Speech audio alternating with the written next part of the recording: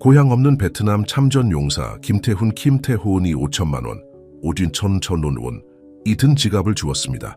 정직하게 지갑을 돌려주려던 그의 결정은 아버지의 베트남 사망이 영웅적인 사고가 아니었음을 알게 된 무자비한 부동산 재벌 박준영에게로 이어집니다. 수십 년간의 부패를 드러낼 살인이었던 것입니다. 하지만 이 감동적인 이야기를 계속하기 전에 구독 버튼을 누르시고 오늘 어느 도시에서 시청하고 계시는지 댓글로 알려주세요. 부산 거리에는 폭우가 쏟아졌습니다. 김태훈 김태호는 해진 재킷을 더욱 껴입었습니다. 60세의 전직 군인에게는 좋은 시절이 지났습니다. 오늘 밤 노숙자 쉼터는 10,000원이었고 고가도로 아래에서 밤을 보내야 했습니다. 그가 롯데타워를 지나칠 때 눈에 띄는 것이 있었습니다. 고급스러운 가죽 지갑이었습니다. 이 동네에서는 전혀 어울리지 않는 물건이었습니다. 누군가 잃어버렸겠지. 김태호는 속으로 말하며 지갑을 집어들었습니다. 그는 주머니에 있는 5,000원, 편의점 커피, 컨비니언스 스토어 커피, 한 잔 살까 말까 할 정도의 돈을 생각했습니다. 따뜻하게 있으려고 단골 식당에 몇 시간 앉아 있을 수 있을 정도였습니다.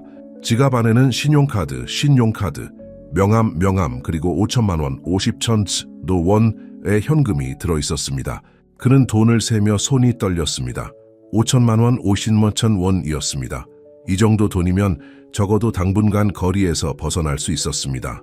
하지만 지갑 속의 다른 물건이 그의 심장을 멈추게 했습니다. 가장자리가 달았지만 여전히 선명한 오래된 사진이었습니다. 준석 씨? 김태훈은 속삭이며 사진 속 얼굴을 만졌습니다. 군복을 입고 서로 어깨동무를 하고 웃고 있는 두 사람이었습니다.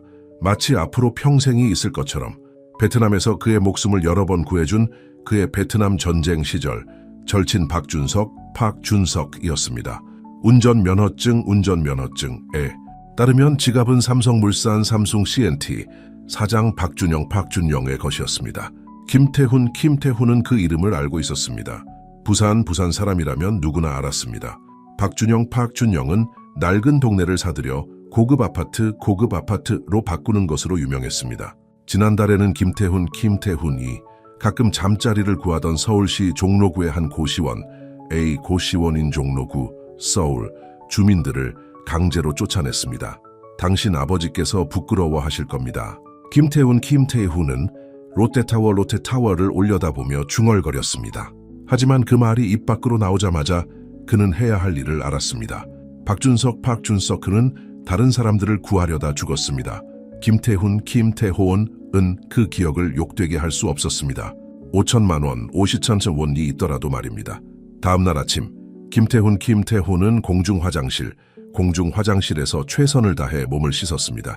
희끗희끗한 머리를 빗고 얼굴을 씻어 깔끔하게 보이려고 노력했습니다. 롯데타워 경비원은 그의 해진 옷을 한번 보고 그의 앞을 가로막았습니다. 이봐요, 여긴 사유지입니다. 경비원은 무정의를 손에 든 차에 말했습니다. 여기서 나가주시죠. 박준영 씨를 만나야 합니다. 김태훈은 지갑을 들고 주장했습니다. 그분 지갑을 주었습니다. 그분이 봐야 할 것이 있습니다. 경비원의 눈이 가늘어졌습니다. 어디서 구한 겁니까? 당장 내놓으세요. 김태훈이 설명하기 전에 두 명의 경비원이 더 나타났습니다. 그들은 그의 팔을 잡고 뒤로 비틀었습니다. 지갑이 떨어지며 내용물이 광택이 나는 바닥에 흩어졌습니다. 오래된 사진이 떨어져 앞면이 위로 향했습니다. 여기서 무슨 일이 일어나고 있는 겁니까? 날카로운 목소리가 요구했습니다. 박준영이 엘리베이터에서 나오자 로비는 조용해졌습니다. 그는 아버지처럼 키가 컸지만 거기서 유사성은 끝났습니다. 박준석의 얼굴에는 항상 따뜻함과 친절함이 나타났지만 박준영의 얼굴은 딱딱하고 차가웠습니다. 사장님, 노숙자 한 명이 당신 지갑을 가지고 있는 것을 잡았습니다. 경비원이 보고했습니다. 지금 경찰에 신고하겠습니다. 박준영은 고개를 끄덕이려고 했지만 시선이 사진에 꽂혔습니다.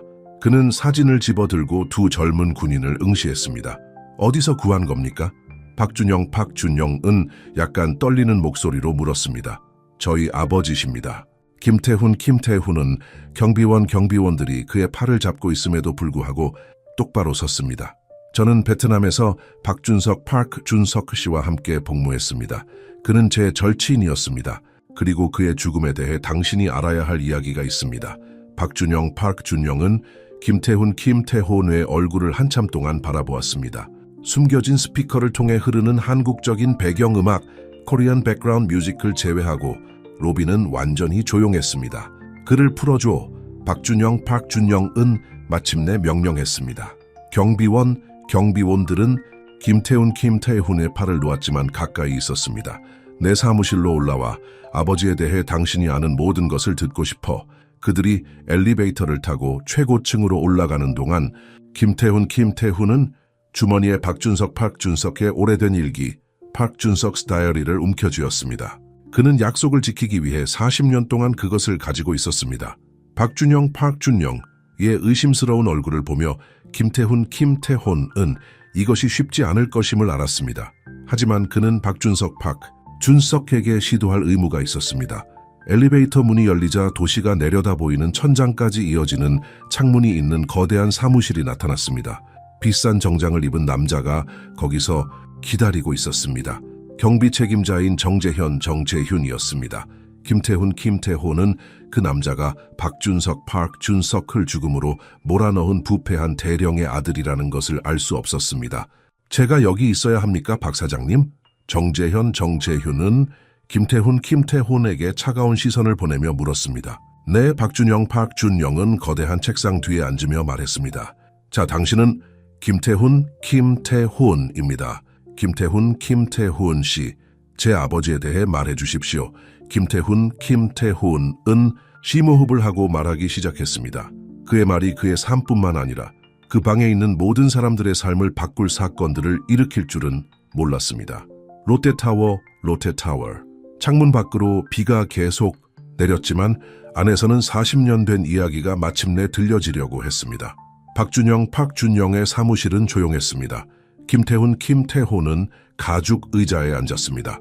정재훈은 문 옆에 서서 그의 표정은 알 수 없었습니다. 밖에서는 도시가 그들 아래 펼쳐져 있었지만 김태훈의 마음은 베트남 정글 속 먼 곳에 있었습니다. 당신 아버지는 제가 알았던 사람 중 가장 용감한 분이었습니다. 김태훈은 침착한 목소리로 말했습니다. 우리는 1969년 기본훈련 중에 만났습니다. 저는 겁에 질렸지만 준석 씨는 항상 우리의 사기를 북돋아 줄 말을 알고 있었습니다. 준영은 약간 앞으로 기울였습니다. 어머니께서는 아버지가 자원 입대했다고 하셨습니다. 어머니는 그 이유를 이해하지 못하셨습니다. 당신을 위해서였습니다. 김태훈은 말했습니다. 군대는 건설 일자리보다 급여가 좋았습니다. 아버지는 당신이 원하는 대학에 갈 수 있도록 하고 싶어 했습니다. 김태훈은 기억을 떠올리며 미소 지었습니다. 아버지는 당신 사진을 항상 가지고 다니셨습니다. 모든 사람들에게 보여주셨습니다. 내 아들입니다. 하시며 언젠가 위대한 것을 만들어낼 겁니다. 라고 말씀하셨습니다. 준영의 얼굴이 굳어졌습니다. 저는 위대한 것을 만들었습니다. 삼성물산 삼성 C&T는 서울에서 가장 큰 부동산 회사 중 하나입니다. 사람들의 집을 허물어서 말입니까? 김태훈은 어쩔 수 없이 물었습니다. 서울시 종로구의 한 고시원, A 고시원인 종로구, 서울. 사람들은 갈 곳이 없었습니다. 장사는 장사입니다. 박준영은 차갑게 말했습니다. 저는 당신에게 윤리에 대한 강의를 듣고자 여기 온 것이 아닙니다. 아버지가 어떻게 돌아가셨는지 말해주세요. 김태훈은 문 옆에서 불편하게 움직이는 정재훈을 알아챘습니다. 정재훈 대령으로 시작되었습니다. 김태훈은 정재훈의 반응을 보며 말했습니다. 당신 아버지 정재훈 씨, 그는 우리의 지휘관이었습니다. 정재훈의 얼굴이 창백해졌습니다. 제 아버지는 이 나라를 위해 명예롭게 봉사하신 훈장을 받으신 장교였습니다.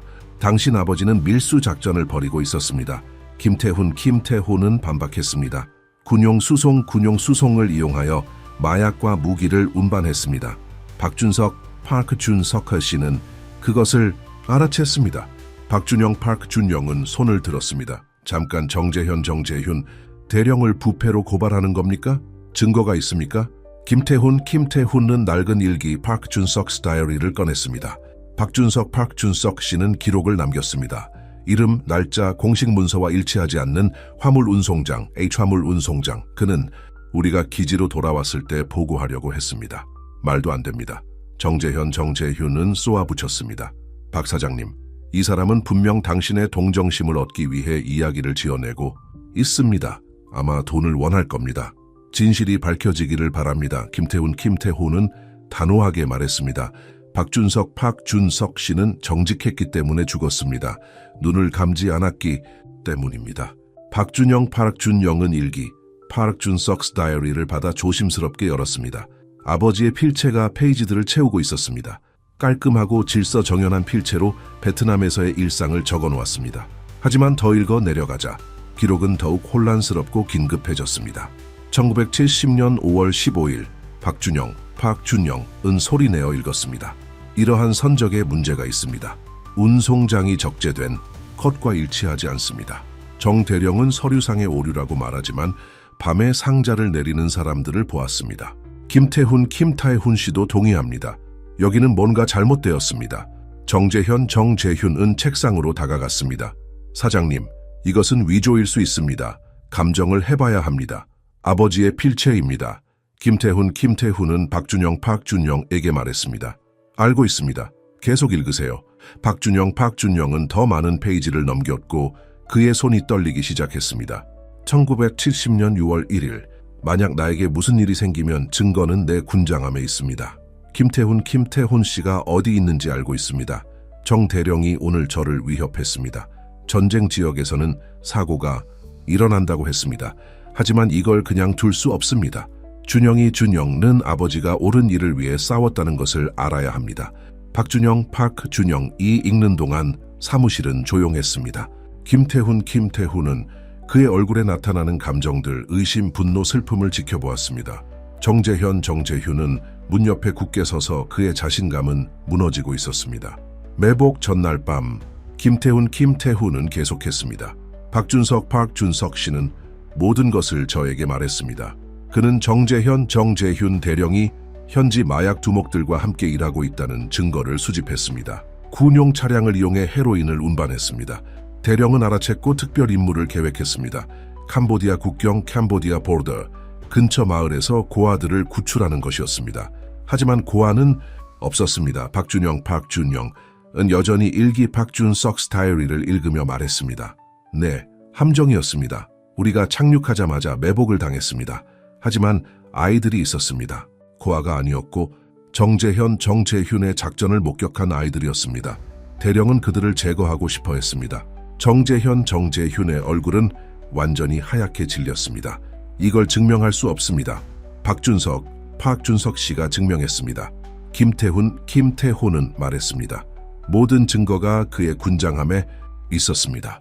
하지만 그가 맞았을 때 그는 저에게 선택하라고 했습니다. 그를 구할 것인가, 아이들을 구할 것인가. 그는 제 눈을 바라보며 준영이에게 내가 다른 사람들을 돕다가 죽었다고 말해줘, 그렇게 기억해주길 바란다고 말했습니다. 박준영은 일기 박준석's 다이어리를 천천히 닫았습니다. 증거는 어떻게 되었습니까? 사라졌습니다. 매복 후 군장함이 사라졌습니다. 정재훈 대령이 그렇게 했습니다. 하지만 박준석 씨의 일기 박준석's 다이어리는 제가 안전하게 보관했기 때문에 남았습니다. 진실을 말할 적절한 시기를 기다리면서 박 사장님, 정재훈이 끼어들었습니다. 도저히 믿을 수 없습니다. 닥쳐 정재훈, 박준영은 쏘아붙였습니다. 그는 일어서서 창문으로 걸어갔습니다. 저녁이 다가오자 아래의 도시는 불빛으로 밝아지기 시작했습니다. 수년 동안 아버지는 평범한 임무 중에 돌아가셨다고 생각했습니다. 무작위적인 매복이었습니다. 어머니는 아버지를 잃은 것을 극복하지 못하셨습니다. 그는 영웅이었습니다. 김태훈은 조용히 말했습니다. 전쟁에서 싸운 것뿐만 아니라 부패에 맞서 싸웠기 때문입니다. 순수한 생명을 보호하기로 선택했기 때문입니다. 박준영은 그들을 향해 돌아섰습니다. 그의 눈은 빨개졌습니다. 정재훈 씨, 이게 사실입니까? 당신 아버지가 제 아버지의 죽음을 계획하셨습니까? 재훈의 어깨가 처졌습니다. 자신감 넘치던 경비 책임자는 그들의 눈앞에서 작아지는 것 같았습니다. 저는 몇 년 전에 알게 되었습니다. 아버지가 돌아가신 후 아버지의 서류를 정리하면서 아버지는 자백서를 남기셨습니다. 제가 태웠습니다. 알고 있었습니까? 박준영의 목소리는 치명적으로 조용했습니다. 매일 제 눈을 바라보며 당신 아버지가 제 아버지를 살해했다는 것을 알고 이랬습니까? 가족의 이름을 지키고 있었습니다. 정재훈은 필사적으로 말했습니다. 제 아버지는 평생 그것을 후회하셨습니다. 그것은 그를 술에 빠지게 만들었고 그의 결혼 생활을 파괴했습니다. 그것은 충분한 벌이 아닙니까? 나가. 박준영은 명령했습니다. 당신은 해고되었습니다. 그리고 다시 여기 나타나면 당신 아버지가 무슨 일을 했는지 모두에게 알리도록 하겠습니다. 정재훈은 사무실에서 서둘러 나갔고 박준영과 김태훈만 남았습니다. 어둠이 내리자 도시의 불빛은 창밖에서 반짝였습니다.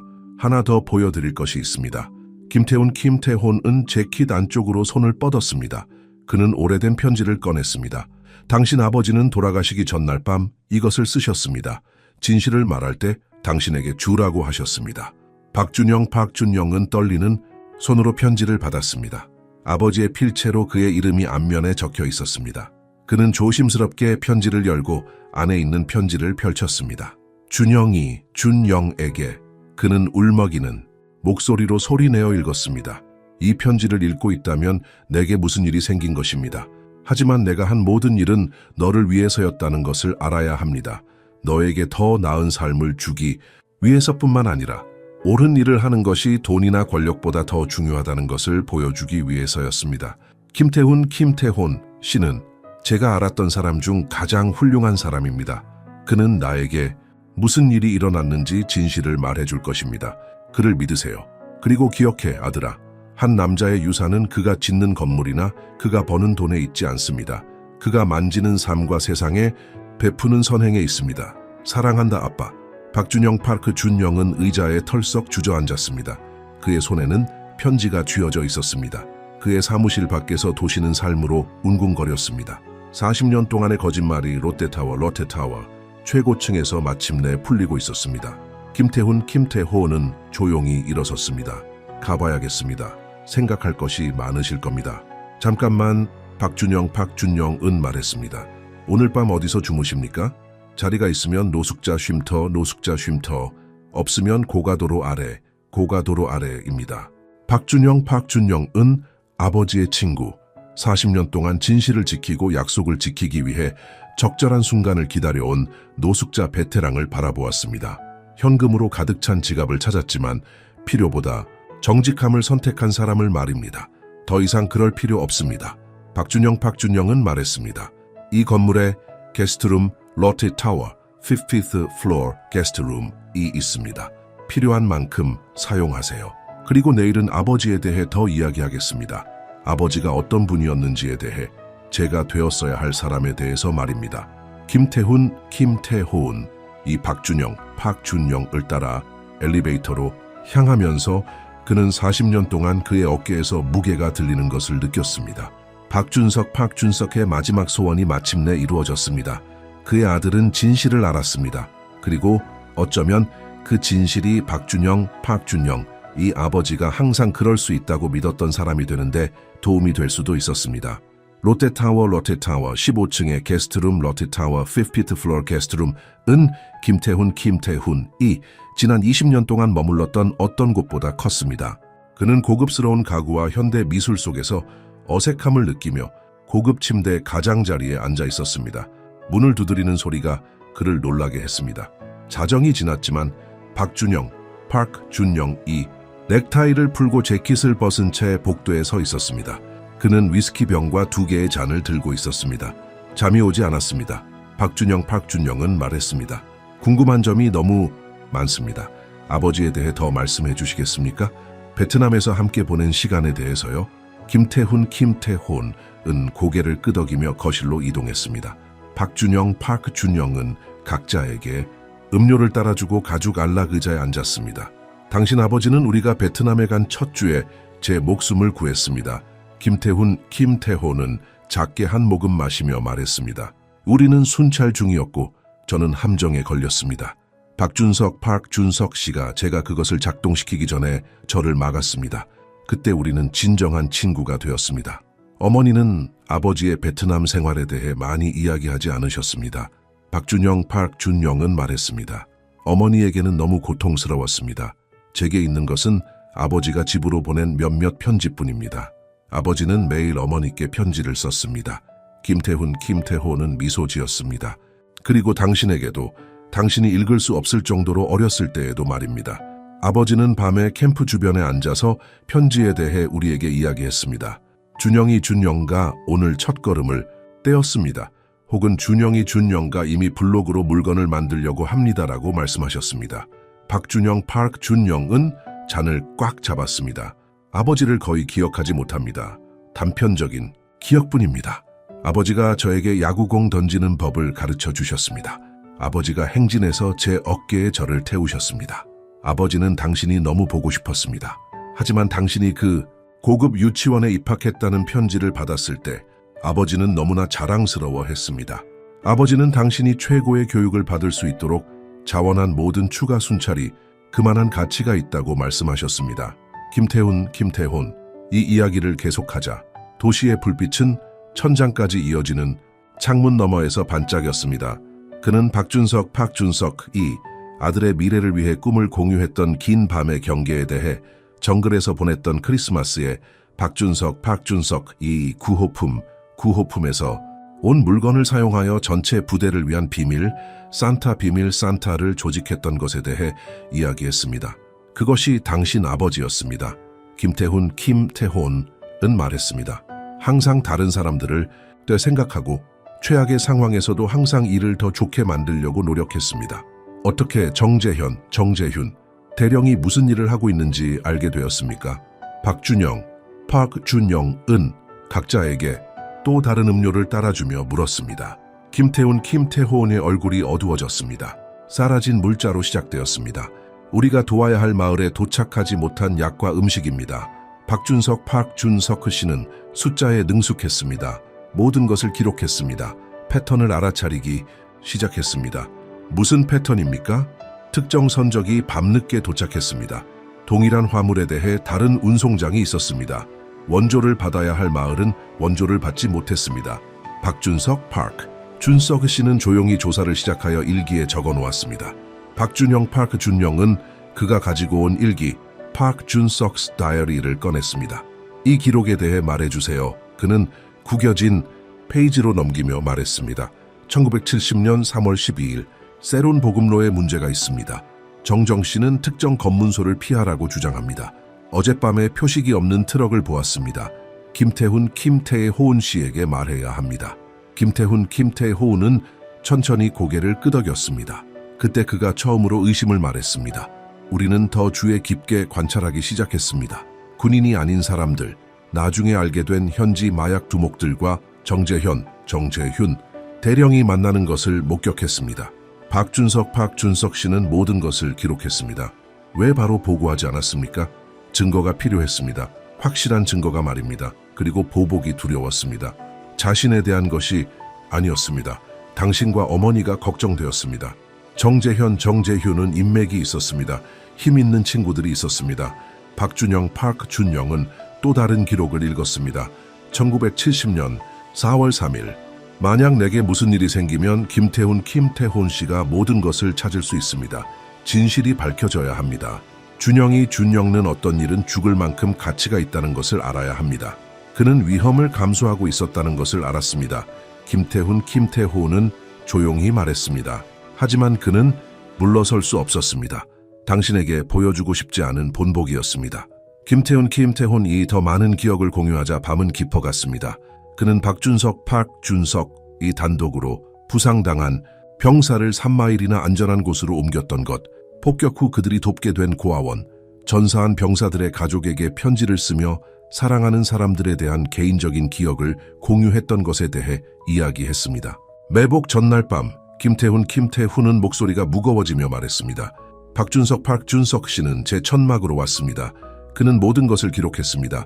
사진, 운송 기록, 증인 진술 모두 그의 군장함에 담겨 있었습니다. 그는 임무에서 돌아오자마자 국방부 조사본부 Ministry of National Defense Investigative Headquarters에 모든 것을 보낼 것이었습니다. 하지만 돌아오지 못했습니다. 박준영 파크. 준영은 부드럽게 말했습니다. 정재현, 정재훈이 알았습니다. 어떻게든 알아챘을 것입니다. 그 임무는 간단한 구출 작전이었습니다. 마을이 폭격되기 전에 고아들을 구출하는 것이었습니다. 그 대신 우리는 매복에 걸려들었습니다. 김태훈의 손이 떨리고 있었습니다. 그는 잔을 내려놓았습니다. 총격은 우리가 착륙하자마자 시작되었습니다. 박준석 파크 준석 씨는 심하게 맞았지만 아이들이 더 걱정되었습니다. 그들은 고아가 아니었습니다. 목격자였습니다. 정재현, 정재훈의 작전을 가까이서 본 아이들이었습니다. 그는 그들을 제거, 김태훈의 손이 떨렸습니다. 그는 잔을 내려놓았습니다. 총격은 우리가 착륙하자마자 시작되었습니다.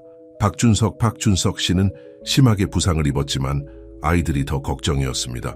그들은 고아가 아니었습니다. 목격자였습니다. 정재현, 정재훈의 작전을 가까이서 본 아이들이었습니다. 그는 그들을 제거, 제 인생에서 가장 힘든 순간이었습니다. 김태훈이 속삭였습니다. 박준석 씨는 과다출혈로 죽어가고 있었지만 제 고통스러운 모습을 보고 있었습니다. 그는 제 팔을 잡고 말했습니다. 그들을 구해 톰, 아이들을 구해. 엘릭스에게 내가 이렇게 기억되길 바란다고 전해줘. 비용이 무엇이든 옳은 일을 하는 것으로. 이제 박준영의 얼굴에서는 눈물이 끊임없이 흘러내렸습니다. 아이들은 살았습니까? 김태호는 고개를 끄덕였습니다. 무사히 안전한 곳으로 데려다 주었습니다. 6살에서 12살까지 8명의 아이들이었습니다. 결국 그들은 정재현, 정재훈의 몇몇 동료들에 대해 증언했지만 대령 자신은 기소되지 않았습니다. 아버지의 여행용 가방에 있던 증거는 혼란 속에서 사라졌습니다. 하지만 아버지의 일기를 보관하셨습니다. 박준영이 말했습니다. 이 모든 세월 동안 약속을 했습니다. 언젠가 진실을 알게 해드리겠다고. 당신 아버지가 어떤 사람이었는지 이해하도록 하겠다고. 박준영은 갑자기 일어서서 창가로 걸어갔습니다. 지평선에는 새벽 첫 햇살이 비치기 시작했습니다. 평생 이 회사를 일구어 왔습니다. 그가 말했습니다. 돈을 벌고 부동산을 사들이고 발전이라는 이름으로 공동체를 파괴했습니다. 아버지처럼 위대한 것을 만들고 있다고 생각했습니다. 하지만 전부 잘못되었군요. 아직 늦지 않았습니다. 김태훈이 부드럽게 말했습니다. 당신 아버지는 두 번째 기회를 믿었습니다. 언제 시작하든 옳은 일을 하는 것을 믿었습니다. 박준영은 김태훈을 향해 돌아섰고 그의 표정은 단호했습니다. 메이슨 스트리트 고시원, 제가 폐쇄한 그곳, 거기에 얼마나 많은 사람들이 살았습니까? 약 30명입니다. 대부분 재향군인들, 고정 수입으로 생활하는 노인들입니다. 그저 기회가 필요했던 좋은 사람들입니다. 그들을 찾으십시오. 박준영이 말했습니다. 모두를요. 제가 이 문제를 바로잡겠습니다. 그리고 그 이상을 할 것입니다. 아버지는 제게 위대한 것을 만들라고 하셨죠? 좋습니다. 하지만 이번에는 사람들에게 도움이 되는, 사람들에게 해를 끼치지 않는 것을 만들겠습니다. 부산 위로 해가 떠오르자 두 남자는 고급 아파트에 앉아 오래전 전쟁의 기억과 상상도 못했던 미래 계획에 둘러싸여 있었습니다. 김태훈의 해진 재킷 주머니 속에 있는 두 젊은 병사의 오래된 사진은 더 이상 죄책감이나 지켜지지 않은 약속의 무게가 아니라 희망과 속죄의 무게를 지니고 있는 듯했습니다. 그분에 대해 더 말씀해 주십시오. 아침 햇살이 방을 채우자 준영이 말했습니다. 모든 것을 말씀해 주십시오. 제 아버지가 진정 어떤 사람이었는지 알고 싶습니다. 그리고 김태호는 새로운 날이 밝아오면서 이야기를 계속했습니다. 각각의 기억은 박준석이었던 아버지와 박준영이 될 수 있다고 항상 믿었던 아들 사이의 간극을 메우는 데 도움이 되었습니다. 정재현, 정재훈은 자택 서재에 앉아 전화기를 응시했습니다. 그는 방금 삼성물산 삼숭 CNT 이사진에게 5번째 전화를 걸었습니다. 그가 위해 일해온 모든 것이 무너지고 있었습니다. 오래된 일기를 가진 노숙한 재향군인 한 명 때문에 말입니다. 내 아버지의 명예를 훼손하게 두지 않겠다. 그는 중얼거리며 책상 서랍을 열었습니다. 안에는 그가 아무에게도 보여준 적이 없는 서류 더미가 있었습니다. 그의 아내에게조차 보여주지 않았습니다. 아버지의 개인 서류에는 만약 세상에 알려진다면 박준영, 박준영의 회사를 파괴할 수 있는 문서들이 포함되어 있었습니다. 초인종이 울렸습니다. 정재현, 정재훈은 서둘러 서랍을 잠그고 문을 열었습니다. 비싼 정장을 입은 키 큰 남자가 현관에 서 있었습니다. 최민준, 초이민준입니다. 그 남자는 자신을 소개했습니다. 현대건설 H춘다이 ENC 사장입니다. 들어가도 되겠습니까? 정재현, 정재훈은 최민준, 초이민준을 잘 알고 있었습니다. 그는 박준영, 박준영의 가장 큰 경쟁자였으며 항상 삼성물산, 삼성 CNT의 사업을 인수하려고 했습니다. 그는 방문객을 자신의 사무실로 안내했습니다. 롯데타워에서 문제가 있었다고 들었습니다. 최민준, 초이민준이 가죽 의자에 앉으며 말했습니다. 박준영, 파크준영 씨가 당신을 해고했다는 이야기가 있던데요. 소문이 빠르군요. 정재현, 정재훈이 신랄하게 대답했습니다. 우리 사업에서는 그렇습니다. 베트남에서 당신 아버지와 박준석 씨에 대한 이야기도 듣고 있습니다. 매우 불행한 일이군요. 정재현, 정재훈의 얼굴이 굳어졌습니다. 무슨 일로 오셨습니까? 최민준, 초이민준 씨. 당신을 돕기 위해서입니다. 그리고 당신도 저를 도울 수 있을 것입니다. 보시다시피 저는 수년 동안 삼성물산, 삼성, CNT를 인수하려고 노력해왔습니다. 박준영, 박준영 씨는 항상 너무 강했습니다. 하지만 지금은 최민준, 초이민준이 미소 지었습니다. 스캔들은 회사를 취약하게 만드는 방법이 있습니다. 한편 롯데타워에서 박준영, 파크준영은 자신의 회사가 얼마나 취약해졌는지 알게 되었습니다. 그의 비서인 전서연은 신문 더미를 들고 그의 사무실로 급히 들어왔습니다. 이것들을 봐야 합니다. 그녀는 책상에 신문을 펼치며 말했습니다. 제목이 눈에 띄었습니다. 삼성물산, 삼성 CNT 사장 노숙자를 숨겨주다. 롯데타워에서 베트남 전쟁 범죄 은폐, 피로 세운 박준영, 파크준영, 제국 박준영, 파크준영은 신문 중 하나를 집어들었습니다. 이게 어떻게 알려졌지? 정재현, 정재훈이 모든 주요 신문에 인터뷰를 했습니다. 전서연이 설명했습니다. 그는 당신이 정신적으로 불안정하다고 주장합니다. 사기꾼이 당신 아버지에 대한 음모론을 주입시켰다고 말합니다. 음모론이 아닙니다. 김태훈이 문간에서 말했습니다. 그는 지난 며칠 동안 깨끗하게 청소하고 박준영, 박준영이 사주한 새 옷을 입었습니다. 하지만 정재현, 정재훈은 그것을 알고 있습니다. 그는 자신을 보호하려고 합니다. 박준영, 박준영은 좌절감에 머리를 헝클었습니다. 이사회 회의가 오후에 있습니다. 회사의 평판을 걱정하고 있습니다. 우리의 가장 큰 프로젝트 중 일부가 위험에 처해 있습니다. 당신 아버지는 더욱 어려운 상황에 처했습니다. 김태훈이 그를 일깨웠습니다. 당시에는 물러서지 않았습니다. 박준영, 파크준영 씨, 전서연이 말했습니다. 다른 일도 있습니다. 메이슨 스트리트 고시원 주민들이 오늘 밤 KBS 코리안 브로드캐스팅 시스템에서 인터뷰를 합니다. 삼성물산, 삼성 CNT이 어떻게 그들의 공동체를 파괴했는지 이야기합니다. 박준영, 파크준영은 일어서서 창가로 걸어가 자신이 재개발에 참여했던 도시를 바라보았습니다.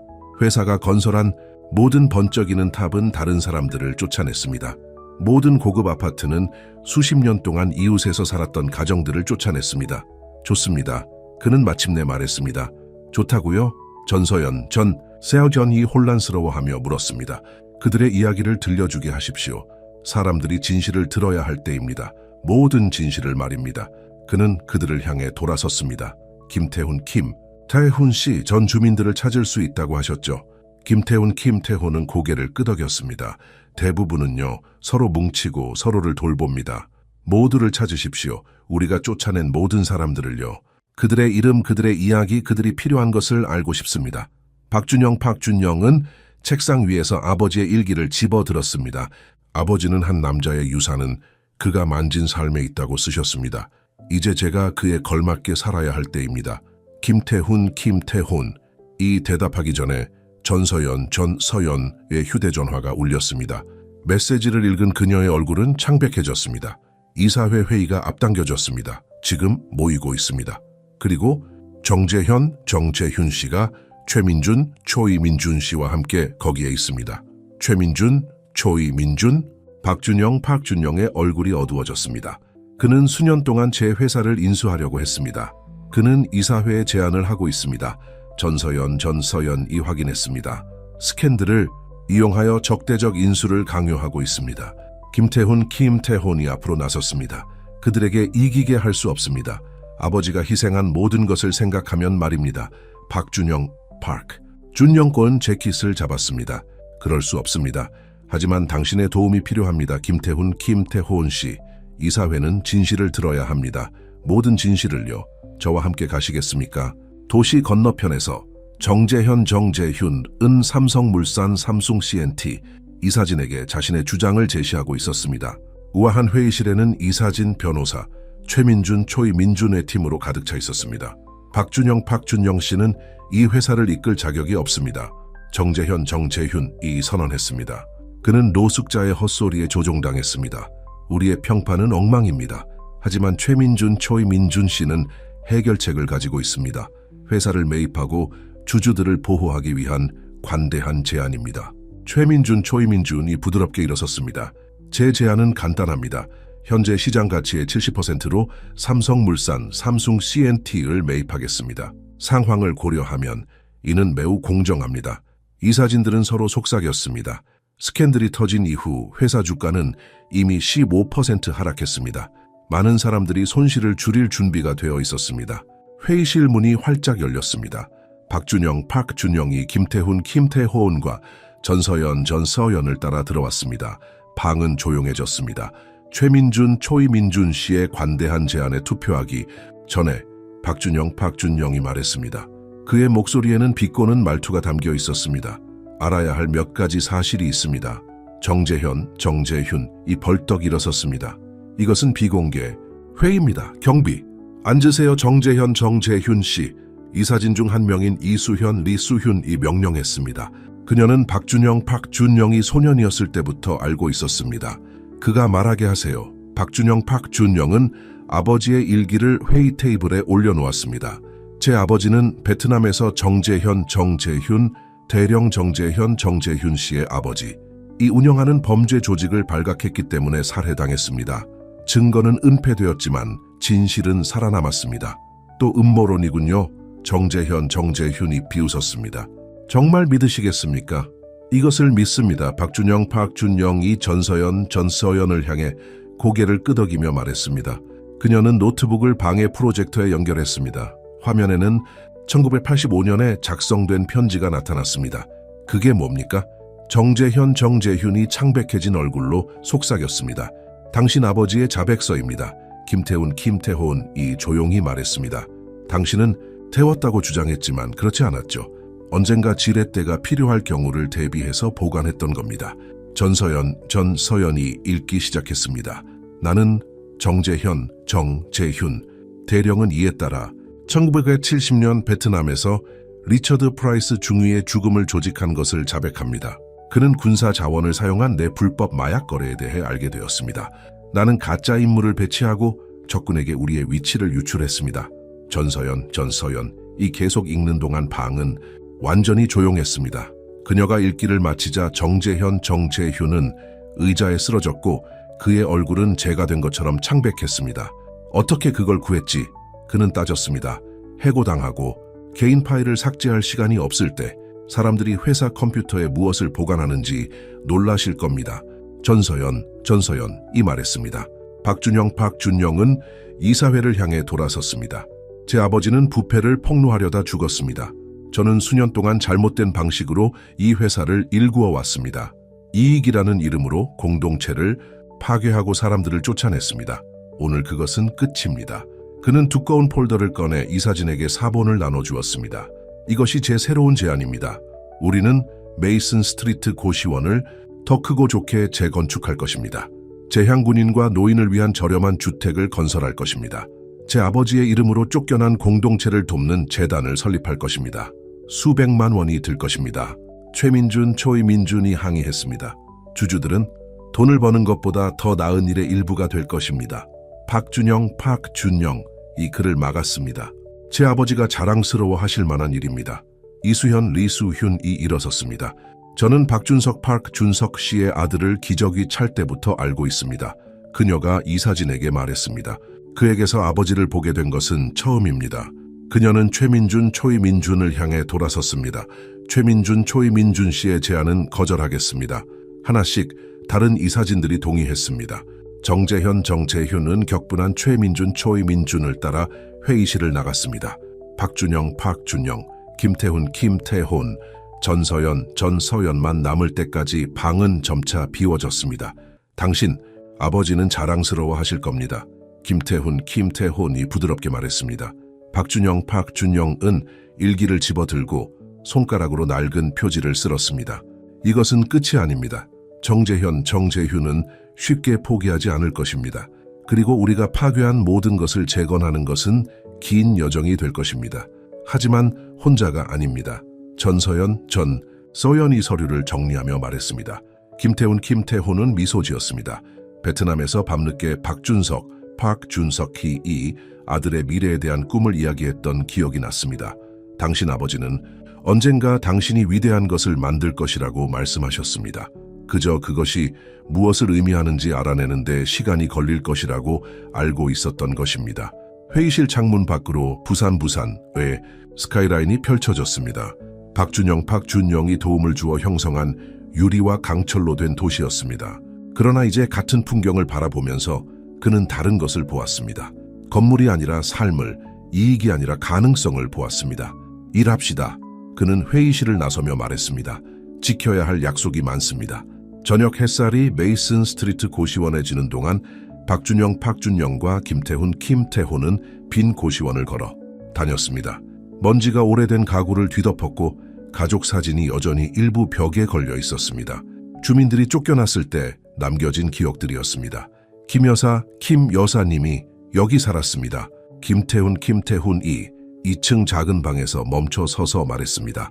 일요일마다 모두에게 김치전을 만들어 주셨습니다. 퇴거 통지서가 올 때까지 40년 동안 이 동네에 살았습니다. 박준영은 바램 벽지를 만졌습니다. 그의 가슴에는 수치심이 타올랐습니다. 지금 어디에 계십니까? 도시 건너편 작은 아파트에서 딸과 함께 살고 있습니다. 이 거리를 지날 때마다 웁니다. 그들은 오래된 건물을 계속 둘러보았고 김태훈은 방마다 손가락으로 가리키며 한때 이 벽들을 채웠던 삶의 이야기를 들려주었습니다. 어둠이 짙어지면서 박준영은 회사가 파괴한 공동체의 메아리를 거의 들을 수 있었습니다. 롯데타워에서 전서연은 늦게까지 일하며 박준석의 일기를 뒤져 정재훈의 다음 행동으로부터 회사를 보호하는 데 도움이 될 만한 것을 찾고 있었습니다. 포기하려던 순간 그녀의 눈에 뭔가가 띄었습니다. 글씨체가 다르고 종이에 더 세게 눌러 쓰여진 페이지였습니다. 그녀는 책상 램프 아래에 일기를 대고 기울여 빛을 받았습니다. 거기에 여백에 거의 보이지 않게 1년의 숫자가 있었습니다. 박준영 씨. 그녀는 휴대전화로 박준영에게 전화했습니다. 뭔가 찾은 것 같습니다. 30분 후 준영과 김태훈이 사무실로 달려왔습니다. 전서연은 자신의 발견을 보여주었습니다. 이 숫자를 보세요. 그녀가 말했습니다. 날짜도 좌표도 아닙니다. 그리고 어떻게 쓰여졌는지 보세요. 아버지는 마치 살아남기를 바라는 것처럼 세게 눌러 쓰셨습니다. 김태훈은 일기를 가져갔고 그의 손은 약간 떨렸습니다. 매복 전날 밤 박준석이 이 일기에 쓰는 것을 기억합니다. 손전등을 사용하면서 다른 사람들을 깨우지 않으려고 노력했습니다. 박준영은 숫자를 연구했습니다. 은행 계좌일 수도 있고 안전금고일 수도 있습니까? 태워줬습니다. 전서연이 컴퓨터 화면을 켜며 말했습니다. 이 숫자를 아버지의 군사 기록과 대조했습니다. 아버지의 여행 가방 1년 번호와 일치합니다. 그것은 사망 후 사라졌습니다. 정재훈 대령에 대한 모든 증거가 담긴 여행 가방입니다. 김태훈이 숨을 헐떡였습니다. 하지만 수십 년 전에 파괴되었습니다. 파괴되었습니까? 전서연이 키보드를 빠르게 두드렸습니다. 이 오래된 기지 기록에 따르면 이 1년 번호가 있는 여행 가방은 1970년에 군사 창고로 배송되었습니다. 개인 물품으로 기록되었고 아무도 찾아가지 않았습니다. 박준영은 재킷을 잡았습니다. 창고가 어디 있습니까? 문제는 전서연이 말했습니다. 1985년에 폐쇄되었습니다. 모든 주인 없는 물품은 파괴되거나 경매에 붙여져야 했습니다. 파고에 되어야 했습니다. 김태훈이 생각에 잠겨 말했습니다. 하지만 박준석은 영리했습니다. 그는 백업 계획을 세웠을 것입니다. 그는 다시 일기를 들고 손가락으로 낡은 페이지를 쓸었습니다. 여기에 또 다른 것이 있습니다. 그가 항목 전체에서 밑줄 친 글자를 보세요. 무작위가 아닙니다. 함께 일하면서 그들은 수시간 동안 박준석, 준석의 숨겨진 메시지를 해독했습니다. 밤이 깊어지면서 더 많은 직원들이 그들에게 합류했습니다. 정재훈과 최민준, 조이민준에 대한 박준영의 태도와 회사의 새로운 방향에 대해 들었고 그것을 믿는 사람들이었습니다. 마침내 새벽 3시에 전서연이 해독했습니다. 주소입니다. 그녀가 발표했습니다.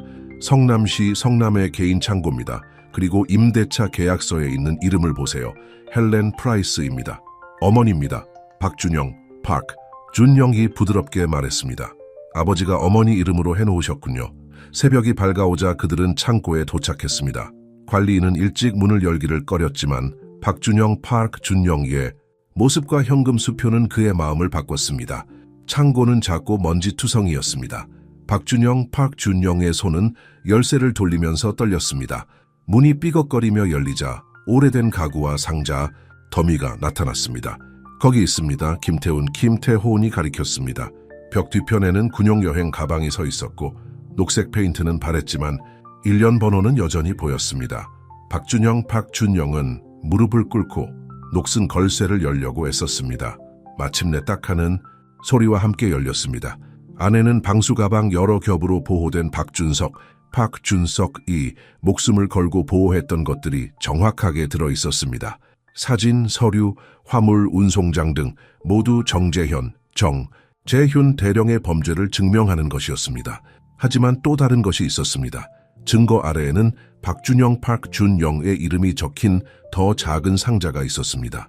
안에는 박준석의 친숙한 필체로 쓰여진 수십 통의 편지가 들어 있었습니다. 당신에게 편지를 썼습니다. 김태훈이 조용히 말했습니다. 어머니에게 증거를 보낸 후 매일 썼습니다. 나이가 들면 읽어야 할 편지였습니다. 그가 발견한 모든 것, 왜 그가 맞서 싸워야 했는지에 대해 이야기하는 편지였습니다. 준영은 떨리는 손으로 첫 번째 편지를 집어들고 읽기 시작했습니다. 앨릭스에게 이 편지를 읽을 때쯤이면 왜 어떤 싸움이 죽을 만한 가치가 있는지 이해할 만큼 나이가 들 것입니다. 당신을 떠나게 해서 미안하지만 제가 그 원칙에 따라 살지 않았다면 명예와 용기에 대해 가르칠 수 없었을 것입니다. 박준영은 편지를 읽으면서 눈물을 흘렸습니다. 수십 년 동안 보존되었던 아버지의 말이 마침내 그에게 전달되었습니다. 각 페이지는 부패의 증거뿐만 아니라 아버지의 사랑과 아들에 대한 희망을 보여주었습니다. 롯데타워에서 그 이야기는 자체적인 생명을 얻었습니다. 뉴스 채널에서는 준석의 영웅심과 수십 년간의 은폐에 대한 특별 보고서를 방영했습니다. 준석과 김태훈과 함께 복무했던 재향군인들이 나서서 자신의 기억을 공유하고 태훈의 이야기를 뒷받침했습니다. 정재훈은 그의 세계가 무너지는 것을 집에서 지켜보았습니다. 기자들이 밤낮으로 집 밖에 진을 치고 있었습니다. 아버지의 자백 편지는 이미 그들의 가문의 이름을 파괴했습니다. 이제 박준석의 여행 가방과 그 안의 증거가 발견되면서 숨을 곳이 없었습니다. 하지만 박준영은 복수에 관심이 없었습니다. 대신 그는 이를 바로잡는 데 집중했습니다. 메이슨 스트리트 고시원은 더 크고 좋게 재건축될 것입니다. 전 주민들은 환영받을 것이고 임대료는 평생 저렴하게 유지될 것입니다. 김 여사는 눈물을 흘리며 자신의 옛 현관에 서 있었습니다. 박준영이 직접 열쇠를 건네주었습니다. 당신 아버지, 그녀는 박준영의 뺨을 쓰다듬으며 말했습니다. 매우 자랑스러워 하실 겁니다. 그날 저녁 김태훈은 아직 아버지의 편지를 읽고 있는 박준영을 사무실에서 만났습니다. 무엇이 저를 놀라게 하는지 아십니까? 박준영이 고개를 들며 말했습니다. 수년 동안 저는 돈을 벌고 부동산을 사들이고 권력을 얻는 것이 위대한 것을 건설하는 것이라고 생각했습니다. 하지만 아버지는 이 편지들에서 그 어떤 것에 대해서도 쓰지 않았습니다. 그는 사람들을 돕고 옳은 일을 하고 세상의 변화를 일으키는 것에 대해 썼습니다. 김태훈, 김태훈은 미소 지었습니다. 수년 전 정글에서 친구의 얼굴이 떠올랐습니다. 그것이 박준석이었습니다. 그리고 마침내 그것이 그의 아들이 되어가는 모습입니다. 전서연이 문간에 나타났습니다. 내일 메이슨 스트리트 고시원 공사를 시작할 건설업체들이 준비되어 있습니다. 그리고 박준석, 재향군인 주택재단은 이미 첫 기부금을 받았습니다. 좋습니다. 박준영이 말했습니다. 하지만 먼저 다른 일을 도와주셔야 합니다. 그는 이름 목록을 꺼냈습니다. 삼성물산, 삼숭 CNT, 이 수년 동안 쫓아낸 모든 사람과 가족들의 목록이었습니다. 우리는 재건해야 할 삶이 많습니다. 롯데타워 사장 집무실에서 김태훈은 부동산 제국을 더 의미 있는 것으로 바꾸는 방법을 계획하고 있었습니다. 밖에서는 도시의 불빛이 별처럼 반짝였는데 각각의 불빛은 하나의 이야기, 구원의 가능성을 나타내고 있었습니다.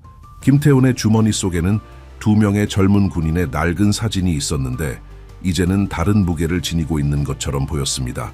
박준석의 유산은 그가 보존한 증거나 남긴 아들에게만 있는 것이 아니었습니다. 그 유산은 한 번에 한 생명씩 변화를 만들어내고 있었습니다. 그리고 어딘가에서 김태훈은 박준석이 미소 짓고 있음을 알았습니다. 아침 뉴스 헤드라인이 박준영의 책상에 폭탄처럼 떨어졌습니다. 삼성물산 주가 폭락, 투자자들 삼성물산 프로젝트 철수, 부산, 해운대구 마린시티 재개발 사업 위기 등의 기사였습니다. 그러나 신문 위에 놓인 편지가 그의 손을 떨리게 만들었습니다. 준영아 미안해. 어머니의 익숙한 필체로 편지는 시작되었습니다. 네 아버지가 너에게 물려주려고 목숨을 걸고 일군 회사를 네가 그렇게 하는 걸 도울 수 없어. 정 여사는 항상 박준영의 가장 강력한 지지자였습니다. 이제는 기존 사업 방식에 충실한 이사진의 영향을 받아 자신의 아들과 맞서게 되었습니다. 편지는 가슴을 후벼 파는 말로 끝났습니다. 네 아버지는 네가 위대한 것을 건설하기를 바랐지 우리가 함께 일군 모든 것을 파괴하기를 바란 게 아니야. 어머니는 틀렸어요. 김태훈이 문간에서 말했습니다.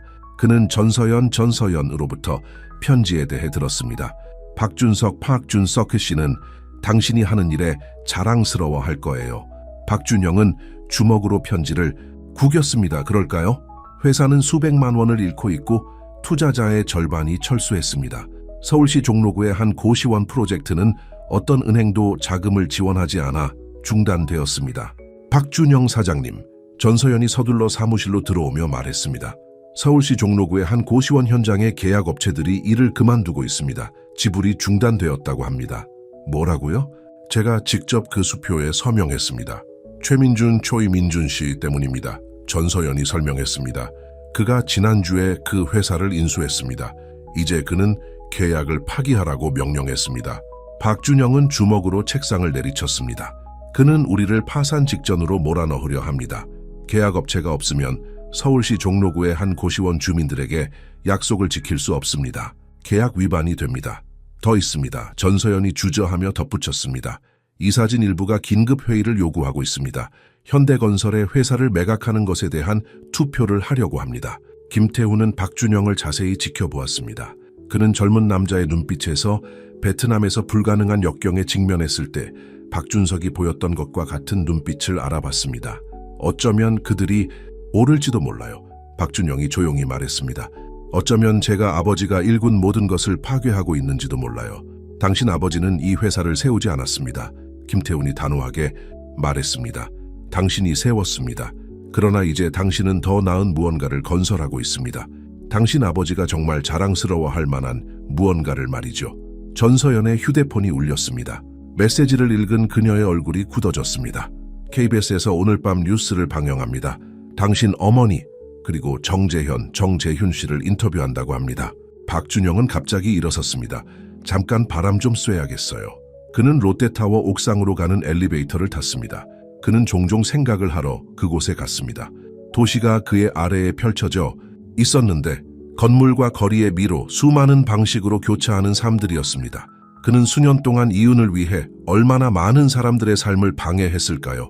옥상 출입문이 그의 뒤에서 열렸습니다.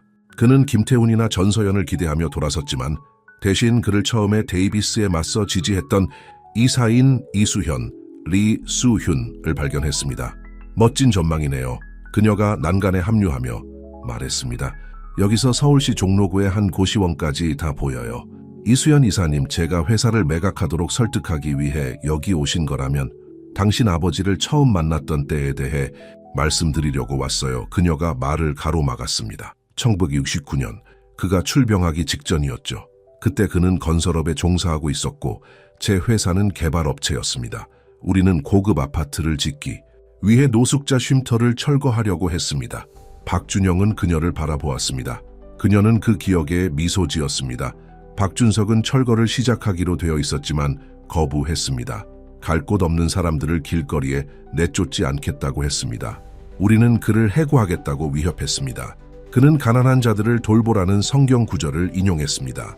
결국 우리는 쉼터 주변에 건물을 지었습니다. 그 쉼터는 오늘날에도 여전히 존재합니다. 그런 이야기는 처음 들어요. 박준영이 부드럽게 말했습니다. 아무도 몰랐어요. 당신 아버지는 선행을 알리기를 좋아하지 않았습니다. 하지만 그날은 제가 이 사업을 보는 방식을 바꿨습니다. 제가 수년 동안 당신 이사진에 남아있으면서 그의 아들이 결국 무엇이 정말 중요한지 깨닫기를 바란 이유입니다. 그녀는 그에게 파일 하나를 건넸습니다. 여기에는 윤리적인 투자자, 그룹의 약정이 있습니다. 그들은 당신의 새로운 비전을 믿고 있습니다. 데이비스가 제시한 금액만큼 많지는 않지만 서울시 종로구의 한 고시원을 구하고 당신 아버지의 재단을 시작하기에 충분합니다. 박준영은 떨리는 손으로 파일을 열었습니다. 그 숫자는 크지 않았지만 현실적인 것이었습니다. 앞으로 나아갈 길이었습니다. 왜죠? 그는 물었습니다. 이수현은 미소 지었습니다. 박준석은 어떤 것들은 돈보다 더 가치 있다는 것을 저에게 가르쳐 주었습니다. 그리고 그의 아들이 마침내 같은 교훈을 배우고 있기 때문입니다. 박준영이 사무실로 돌아왔을 때 그는 사람들로 가득 찬 사무실을 발견했습니다. 전서연은 회사의 새로운 방향을 믿는 모든 사람들, 직원들, 서울시 종로구의 한 고시원의 전 주민들, 박준석과 함께 복무했던 재향군인들을 모았습니다. 김 여사가 앞으로 나섰습니다. 계약업체들에 대해 들었습니다. 그녀가 말했습니다. 제 아들은 목수입니다. 그의 친구들도 마찬가지입니다. 그들은 우리 집을 다시 짓는 것을 돕고 싶어 합니다. 하나씩 다른 사람들이 말했습니다. 은퇴한 건축가가 무료로 자신의 서비스를 제공했습니다. 한 무리의 재향군인들이 건설 현장에서 경비를 제공하기로 자원했습니다. 작은 건설 회사의 소유주가 자신의 장비와 노동자들을 약속했습니다. 보세요, 김태훈이 조용히 말했습니다. 당신 아버지의 유산은 건물이나 돈에 대한 것이 아닙니다. 옳은 일을 하기 위해 사람들을 하나로 모으는 것입니다. 그 사무실 전화가 울렸습니다. 전서연이 전화를 받고 이상한 표정으로 박준영에게 건넸습니다. 당신 어머니입니다. 정 여사는 다가오는 TV 인터뷰의 초기 보도를 지켜보았습니다. 제작진이 그녀의 말을 편집하여 마치 그녀가 자신의 아들을 공격하는 것처럼 보이도록 한 것을 보았습니다. 회사의 전통을 보존하는 것에 대해 이야기하는 정재훈의 능글맞은 표정을 보았습니다. 제가 틀렸어요. 그녀가 목소리가 흔들리며 박준영에게 말했습니다. 당신 아버지는 당신이 하는 일을 정확히 했을 거예요. 인터뷰에서 빠지겠어요. 그리고 제가 아는 모든 이사진에게 전화하겠어요. 우리는 이것을 싸울 거예요, 준영아. 함께. 그날 저녁 박준영은 자신의 이사회 회의를 소집했습니다. 회의실은 이사진뿐만 아니라 새로운 비전을 믿는 직원, 지역 주민 및 투자자들로 가득 차 있었습니다. 삼성물산은 스카이라인을 바꾸는 아이디어로 세워졌습니다. 그는 그들에게 말했습니다. 하지만 제 아버지는 제가 잊었던 것을 이해했습니다. 진정한 변화는 건물에 관한 것이 아니라 사람에 관한 것입니다. 그는 자신의 계획을 설명했습니다. 회사는 2개로 분할될 것입니다. 기존의 개발 부문은 계속되지만 윤리적인 개발과 지역사회 보존에 대한 약정과 함께 진행될 것입니다. 새로운 박준석 재향군인 주택재단은 저렴한 주택, 재향군인 지원 및 지역사회, 재건에 중점을 둘 것입니다. 여러분, 중일부는 이것이 나쁜 사업이라고 생각할 것입니다. 그는 인정했습니다. 어쩌면 그럴지도 모릅니다. 하지만 제 아버지는 자신이 믿는 것을 위해 싸우다 돌아가셨습니다.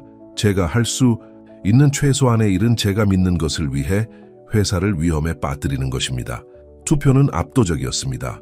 그날 밤 늦게 김태훈은 아버지의 옛 창고에서 박준영을 발견했습니다. 그는 편지를 더 읽고 있었습니다. 제가 계속 생각하는 게 있어요. 박준영이 말했습니다. 그 지갑 말이에요.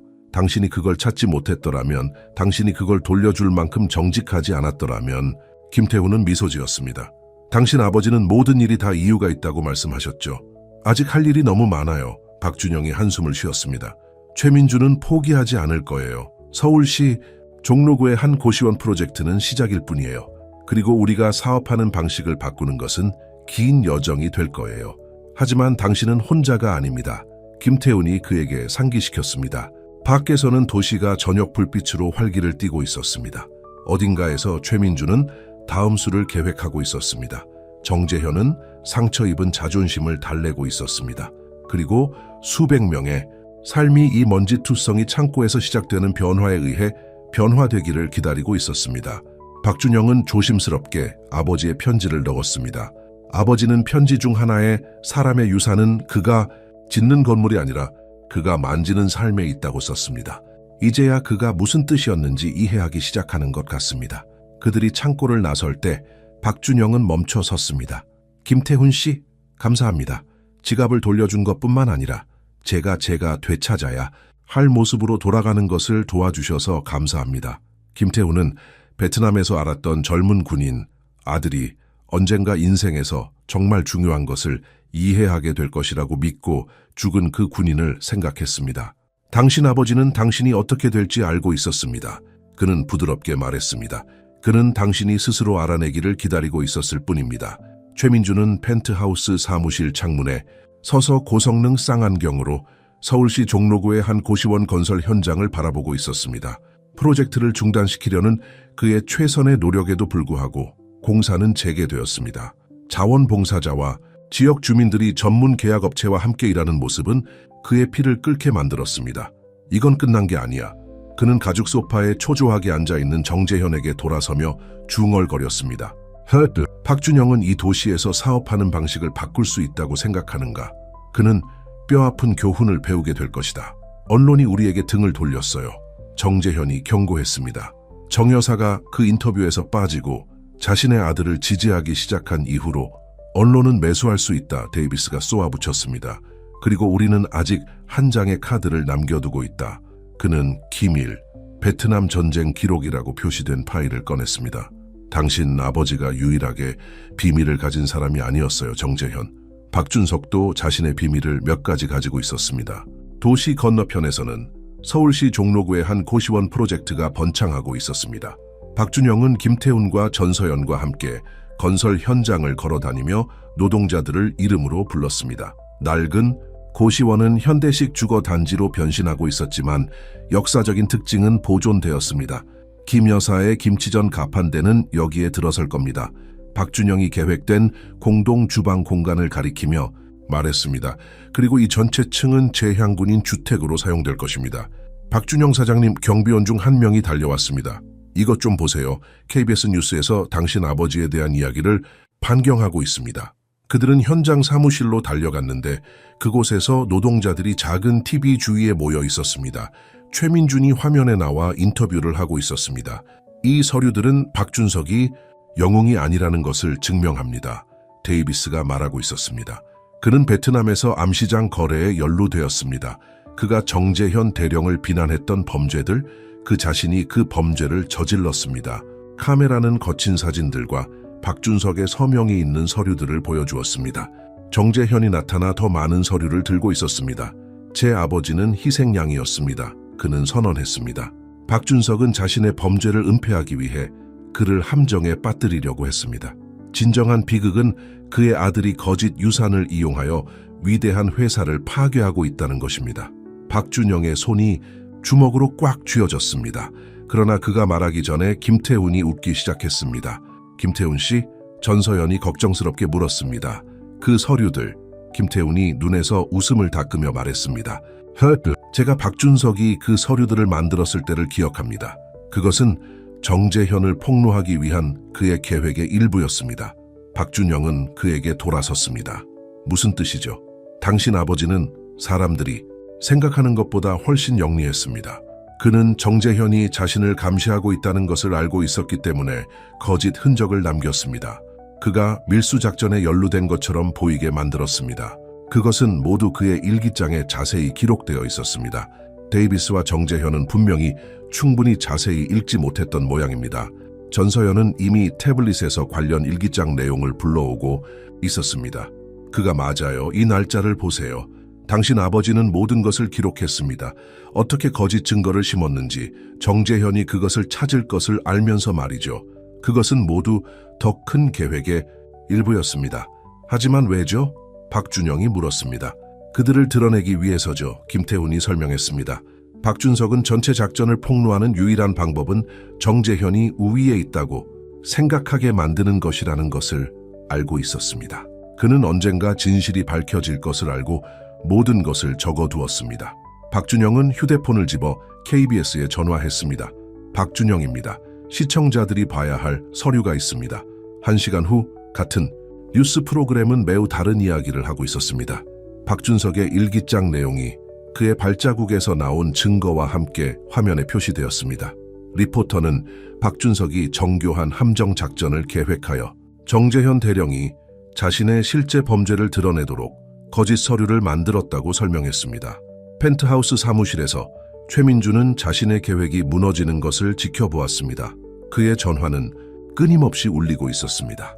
투자자들이 철수하고 이사진들이 사임하고 기자들이 논평을 요청하고 있었습니다. 정재현은 사라졌고 최민주는 혼자서 그 여파에 직면하게 되었습니다. 에이? 마지막 타격은 그날 저녁에 왔습니다. 연방 요원들이 영장을 가지고 현대건설에 도착했습니다. 베트남 시대의 범죄에 대한 수사가 최근에 무언가 수년간의 부동산 사기, 뇌물 수수 및 부패를 발견한 것 같았습니다.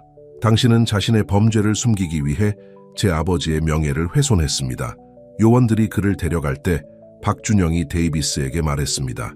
하지만 진실은 드러나게 마련입니다. 서울시 종로구의 한 고시원에서는 지역사회가 임시 축하 행사를 위해 모였습니다. 김 여사의 김치전이 돌아다녔고 사람들은 박준석에 대한 이야기를 나누었습니다. 이제는 김태훈의 전쟁 기억뿐만 아니라 정 여사의 어린 시절 이야기와 그와 함께 복무했던 재향군인들의 새로운 이야기가 더해졌습니다.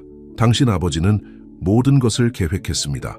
김태훈이 그들이 군중을 바라보며 박준영에게 말했습니다. 40년 전부터 그는 진실이 보호되도록 했습니다. 그는 그것을 찾을 만한 사람만 필요했습니다. 한 가지 이해가 안 되는 게 있어요. 박준영이 말했습니다. 그 지갑은 정말 우연히 발견한 거예요. 김태훈은 신비롭게 미소 지었습니다. 당신 어머니가 같은 질문을 했습니다. 어쩌면 우연일 수도 있고 운명일 수도 있습니다. 아니면 당신 아버지가 아직 당신을 지켜보고 있고 당신이 길을 찾도록 돕고 있는 것일 수도 있습니다. 다음 날 아침 헤드라인은 전말을 알리고 있었습니다. 데이비스 사기 혐의로 체포, 베트남 전쟁 영웅의 명예 회복, 삼성물산 주택혁명 이끌다. 그러나 세면의 작은 기사가 박준영에게 가장 의미가 있었습니다. 서울시 종로구의 한 고시원에 첫 완공된 주택에 이사온 전직 노숙자 재향군인과의 인터뷰였습니다. 박준석은 다른 사람들을 돕다가 죽었습니다. 그 재향군인은 인용되었습니다. 그의 아들은 같은 방식으로 살고 있습니다. 롯데타워 사무실에서 박준영은 신문을 아버지의 편지 상자에 넣었습니다. 박준석과 김태훈의 낡은 사진은 여전히 그의 책상에 있었지만 이제는 새로운 사진들, 서울시 종로구의 한 고시원으로 돌아온 주민들, 함께 일하는 자원봉사자들, 파괴되는 대신 재건되는 지역 사회들이 함께 있었습니다. 전서연이 최신 재무제표를 들고 들어왔습니다. 회사의 윤리적인 개발 방식은 그들의 가치를 공유하는 새로운 투자자들을 유치하고 있었습니다. 박준석 재향군인 주택재단은 그들의 가장 큰 꿈을 넘어 성장하고 있었습니다. 당신 아버지는 사람의 유산은 그가 만지는 삶에 있다고 썼습니다. 김태훈이 사진들을 바라보며 말했습니다. 당신이 얼마나 많은 삶을 만지고 있는지 보세요. 밖에서는 도시가 변화하고 있었습니다. 스카이라인뿐만 아니라 심장도 변화하고 있었습니다. 한 건물, 한 지역사회, 한 생명식, 그리고 어딘가에서 젊은 군인의 약속이 그가 상상할 수 없었던 방식으로 마침내 이루어지고 있었습니다. 우리가 해냈어요, 아빠. 박준영이 낡은 사진을 만지며 속삭였습니다. 결국 우리는 위대한 것을 건설했습니다. 그날 저녁 부산의 해가 질 무렵 박준영, 김태훈, 전서연은 롯데타워 옥상에 서 있었습니다. 도시가 그들 앞에 펼쳐져 가능성으로 빛나고 있었습니다. 다음은 뭐죠? 전서연이 프로젝트 목록을 검토하며 물었습니다. 박준영은 재건되기를 기다리는 모든 지역사회, 만져지기를 기다리는 모든 삶을 생각하며 미소 지었습니다. 이제 시작일 뿐입니다. 그는 말했습니다. 결국 우리는 지켜야 할 유산이 있습니다. 돌려준 지갑, 지킨 약속, 그리고 마침내 40년 만에 길을 찾은 아들이 이해한 아버지의 꿈의 유산. 정 여사는 20년 동안 사용되지 않은 아들의 어린 시절 침실 문간에 서 있었습니다. 아침 햇살이 창문을 통해 들어와 밤새도록 정리해온 낡은 사진과 기념품 상자들을 비추었습니다. 엄마? 박준영의 목소리가 아래층에서 들려왔습니다. 거기 계세요? 여기 위에 있어요. 주년가 그녀가 눈물을 닦으며 대답했습니다. 박준영이 문간에 나타났는데 상자들을 보고 멈춰 섰습니다. 이게 다 뭐죠? 네 아버지의 물건들이야, 정 여사가 부드럽게 말했습니다. 그가 죽은 후 나는 모든 것을 치워놓았다. 너무 고통스러워서 볼 수가 없었어. 하지만 이제 그녀는 박준영이 어렸을 때 만든 작은 건물 모형을 집어들었습니다. 이제 이 이야기들을 들려줄 때가 되었어. 함께 그들은 박준영의 낡은 침대에 앉아 상자들을 살펴보았습니다. 정 여사는 낡은 설계도를 꺼냈습니다. 내 아버지는 그가 출병하기 직전 주에 이것을 그렸어. 그녀가 설명했습니다. 그것은 회사에 대한 그의 꿈이었어. 단순히 구조물을 짓는 것이 아니라 지역사회를 건설하는 것이지. 사람들이 살 수 있고 가족을 꾸릴 수 있고 존엄하게 늙어갈 수 있는 곳 말이야. 박준영은 떨리는 손으로 설계도를 펼쳤습니다. 그 디자인은 그의 회사가 지은 어떤 것과도 달랐습니다. 정원, 지역사회센터, 시장 가격 주택과 혼합된 저렴한 주택을 위한 공간이었습니다. 수년 동안 그는 속삭였습니다. 나는 아버지의 꿈을 짓고 있다고 생각했습니다. 하지만 전혀 아니었죠. 이제 당신은 하고 있어요. 정 여사가 그의 손을 잡으며 말했습니다. 그리고 저는 돕고 싶어요. 그날 늦게 서울시 종로구의 한 고시원 현장에서 정 여사는 안전모를 쓰고 건설 현장을 걸어다니며 계획에 대한 변경 사항을 지적했습니다. 지역사회센터에는 더 많은 자연 채광이 필요합니다. 그녀가 건축가들에게 말했습니다. 박준석은 항상 햇빛이 사람들을 하나로 모은다고 말했습니다. 그리고 우리는 더 큰 놀이터가 필요합니다. 가족은 어떤 지역사회의 중심입니다. 전서연은 70세에 여전히 아름다운 우아한 정 여사가 자신감 있게 건설 노동자들을 지휘하고 도시 감독관들을 매료시키는 것을 놀라움 속에 지켜보았습니다. 정 여사님은 이 일에 재능이 있으세요. 그녀가 박준영에게 말했습니다. 그래야죠. 김태훈이 그들에게 합류하며 말했습니다. 그녀는 전쟁 전에 박준석이 주택 개발을 설계하는 것을 도왔습니다. 그녀가 도시계획 학위가 있다는 것을 알고 있었나요? 그녀는 박준석이 죽은 후 박준영을 키우기 위해 그것을 포기했습니다. 정 여사의 참여는 프로젝트를 변화시켰습니다. 그녀는 현대적인 편의 시설과 편안하고 저렴한 공간을 정확히 어떻게 조화시켜야 하는지 알고 있었습니다. 더 중요한 것은 그녀는 건물을 집처럼 느끼게 만드는 방법을 알고 있었습니다. 정 여사의 변화는 놀라웠습니다. 그녀가 일에 몰두하면서 수년간의 세월이 사라진 것 같았습니다. 매일 저녁 그녀와 박준영은 그의 사무실에 앉아 박준석의 낡은 편지와 그림을 살펴보며 그의 비전에서 새로운 영감을 얻었습니다. 당신 아버지는 집이 내 벽과 지붕 이상의 것이라고 믿었습니다. 정 여사가 어느 날 밤 박준영에게 말했습니다. 그는 그것은 소속감에 관한 것이고 자신보다 더 큰 무언가의 일부가 되는 것에 관한 것이라고 믿었습니다. 서울시 종로구의 한 고시원 지역사회는 매일 강해지고 있었습니다. 김 여사는 그림을 살펴보며 그의 비전에서 새로운 영감을 얻었습니다. 아베오님은 집이 벽과 지붕 이상의 의미를 지닌다고 믿으셨습니다. 정 여사께서 어느 날 밤 박준영 씨에게 말씀하셨습니다. 아버님은 집이 소속감, 그리고 자신보다 더 큰 무언가에 속하는 것에 대한 것이라고 생각하셨습니다. 서울시 종로구의 한 고시원 공동체는 날마다 더욱 굳건해지고 있었습니다. 김 여사께서는 재향군인들은 단순한 주거 이상의 것을 얻었습니다. 목적의식을 찾았고 건물 유지 보수와 이웃의 젊은이들을 멘토링하는 데 기여했습니다. 어느 날 아침 김태훈 씨는 롯데타워 로비에서 나이 드신 아시아계 남성이 기다리고 있는 것을 발견했습니다. 전대웅이라고 합니다. 그 남성은 자기소개를 했습니다. 저는 친구이신 박준석 씨께서 목숨을 걸고 지키셨던 아이들 중 한 명입니다. 김태훈 씨의 손이 떨리기 시작했습니다. 살아남으셨군요. 전대웅 씨는 고개를 끄덕였습니다. 모두 살아남았습니다. 전쟁 후 뿔뿔이 흩어졌지만 계속 연락을 주고받았습니다. 박준영 씨와 박준석 재향군인 주택재단에 대한 뉴스를 보고 이제 나서야 할 때라고 생각했습니다. 그날 오후 박준영 씨의 사장 집무실은 사람들로 가득 찼습니다. 박준석 씨께서 목숨을 걸고 구해주셨던 8명의 아이들 중 7명이 이제 자녀와 손주를 둔 어른이 되어 자신의 이야기를 나누었습니다. 이수연 씨는 박준영 씨의 손을 잡고 앉아 박준석 씨의 희생이 그들 중 누구도 몰랐던 유산을 만들어냈다는 사실을 알게 되었습니다. 전쟁 후 전대웅 씨는 설명했습니다. 우리는 모두 좋은 삶을 살고 아버님께서 우리를 도와주셨던 것처럼 다른 사람들을 돕겠다고 약속했습니다. 제 딸 서연이가 지금 당신을 위해 일하고 있습니다. 그는 눈물을 흘리며 흐느끼는 전서연 씨에게 미소 지었습니다. 아빠, 전서연 씨는 속삭였습니다. 말씀 안 해주셨잖아요. 어떤 이야기는 시간이 필요합니다. 전대웅 씨는 부드럽게 말했습니다. 마치 어떤 유산을 이해하는 데 시간이 걸리는 것처럼 말이죠. 그 폭로는 모든 것을 바꿔놓았습니다.